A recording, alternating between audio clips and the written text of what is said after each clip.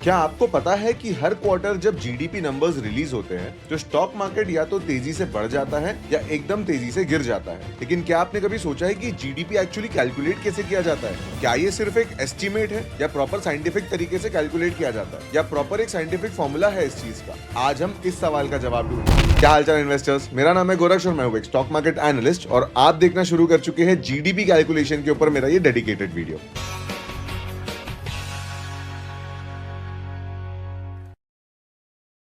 आज की वीडियो में हम जानेंगे क्वार्टरली जीडीपी एस्टिमेशन की मेथोडोलॉजी क्या होती है, कैसे सेंट्रल स्टैटिस्टिकल ऑर्गेनाइजेशन इसे कैलकुलेट करता है, कौन से सोर्स यूज किए जाते हैं और इसका impact stock market and economy पे कैसे पड़ता है। तो इस वीडियो को एंड तक जरूर देखिएगा क्योंकि मार्केट का मोमेंटम और डायरेक्शन जीडीपी डेटा जरूर डिसाइड करता है।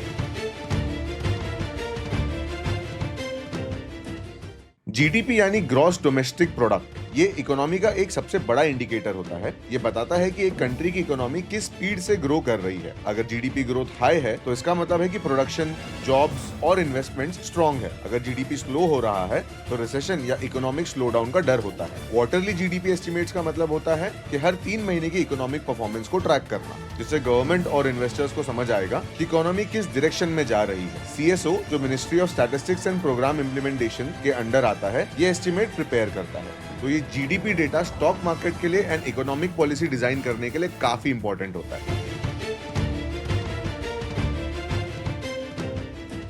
इस सेगमेंट में हम जानेंगे कि जीडीपी कैलकुलेट कैसे किया जाता है और इसके मेजरली 2 तरीके होते हैं। पहला होता है प्रोडक्शन अप्रोच, जिसमें gross value added at basic price को एस्टिमेट किया जाता है, और दूसरा है एक्सपेंडिचर अप्रोच, जिसमें जीडीपी को कंजम्पशन, इन्वेस्टमेंट और गवर्नमेंट स्पेंडिंग के बेसिस पे कैलकुलेट किया जाता है। चलिए इन दोनों को डिटेल में समझते हैं। सबसे पहले हम समझेंगे production approach, that is quarterly gross value added approach. CSO कहता है कि quarterly gross value added at basic prices calculate करना सबसे पहला स्टेप होता है। ये बेंचमार्क इंडिकेटर मेथड पर बेस्ड होता है, जिसमें हर इंडस्ट्री का प्रोडक्शन डेटा यूज किया जाता है। जैसे एग्रीकल्चर एंड एलाइड सेक्टर्स में मिनिस्ट्री ऑफ एग्रीकल्चर से क्रॉप प्रोडक्शन डेटा लिया जाता है और सीजन वाइज एडजस्टमेंट किया जाता है। सिमिलरली मैन्युफैक्चरिंग एंड इंडस्ट्रीज में इंडस्ट्रियल प्रोडक्शन इंडेक्स यानी आईआईपी का यूज होता है, जो लार्ज स्केल इंडस्ट्रीज के परफॉर्मेंस को दिखाता है। वैसे ही माइनिंग इंडस्ट्री में ministry of petroleum and natural gas से कोल, क्रूड ऑयल और नेचुरल गैस का डेटा लिया जाता है। एंड फाइनली सर्विस सेक्टर में बैंकिंग, इंश्योरेंस, ट्रांसपोर्ट और आईटी सर्विसेज का डेटा आरबीआई और कॉर्पोरेट फाइनेंशियल रिजल्ट से लिया जाता है। एंड फाइनली इसके बाद GVA, that is gross value added, निकाला जाता है। Quarterly GVA output minus input होता है। एग्जाम्पल के लिए अगर किसी कंपनी का प्रोडक्शन 100 करोड़ का है और उसका रॉ मटेरियल कॉस्ट 40 करोड़ का, तो उसका जीवीए हुआ सिंपली 60 करोड़ रुपए। नेक्स्ट हम एक्सपेंडिचर अप्रोच को समझ लेते हैं। ये दूसरा तरीका है एक्सपेंडिचर अप्रोच, जिसमें देखा जाता है कि लोग, गवर्नमेंट्स और बिजनेसेस किस तरह से पैसा स्पेंड कर रहे हैं। इसमें 4 मेजर पॉइंट्स आते हैं। सबसे पहला प्राइवेट कंजम्पशन। इसमें देखा जाता है कि हम घरगुती लोग कितना स्पेंड कर रहे हैं towards food, electronics etcetera etcetera. Basically हम जैसे लोगों की स्पेंडिंग को ट्रैक किया जाता है। नेक्स्ट हम देखते हैं गवर्नमेंट स्पेंडिंग। ये बहुत इंपॉर्टेंट है। इसमें ये देखा जाता है कि गवर्नमेंट अपने प्रोजेक्ट्स के ऊपर में कितना स्पेंड कर रही है। ये याद रखिए कि ये ज्यादा वॉल्यूम में होता है। इसमें इंफ्रास्ट्रक्चर प्रोजेक्ट, गवर्नमेंट सैलरीज वगैरह इंक्लूड होते हैं। नेक्स्ट आता है ग्रॉस फिक्स्ड कैपिटल फॉर्मेशन। ये बेसिकली इंफ्रास्ट्रक्चर और बिजनेस के ऊपर में इन्वेस्टमेंट्स बताता है। And finally net exports. अगर एक्सपोर्ट ज्यादा है तो जीडीपी पॉजिटिव होता है, अगर इंपोर्ट ज्यादा है तो नेगेटिव इंपैक्ट पड़ता है। नेट एक्सपोर्ट्स मतलब टोटल एक्सपोर्ट्स माइनस इंपोर्ट्स का नंबर आपका पॉजिटिव आना चाहिए। अब इस एक्सपेंडिचर अप्रोच में quarterly tax revenue, trade data और आरबीआई का balance of payments report use किया जाता है।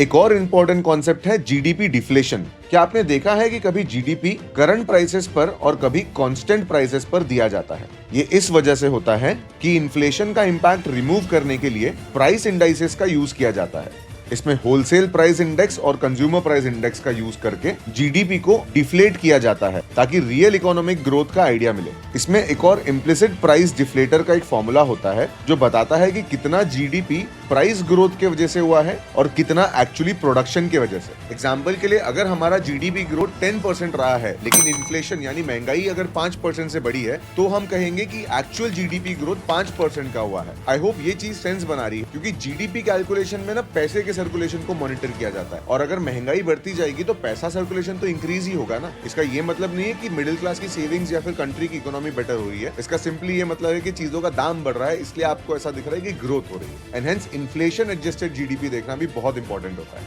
तो दोस्तों, जीडीपी सिर्फ एक नंबर नहीं है, ये आपको पूरे इकोनॉमी का एक रिपोर्ट कार्ड देता है। हर क्वार्टर ये डेटा बताता है कि इकोनॉमी किस डायरेक्शन में जा रही है। अगर लगातार 2 क्वार्टर में नेगेटिव ग्रोथ रिपोर्ट होती है तो इसे रिसेशन कहा जाता है। पर चाहे जो भी हो, जीडीपी का इंपैक्ट डेफिनेटली स्टॉक मार्केट पे पड़ता है, क्योंकि after all it is a financial data, right? क्या आपको इन फाइनेंशियल टर्मिनोलॉजीज के ऊपर बनने वाले वीडियोस पसंद आते हैं? If yes, then do let me know in the comment section. It will help me create more such videos. अगर ये इंडिविजुअल वीडियो आपको पसंद आया है तो do give it a thumbs up. Do check out all my important links from my description. Don't forget to visit my website, and until then I will see you in the next one.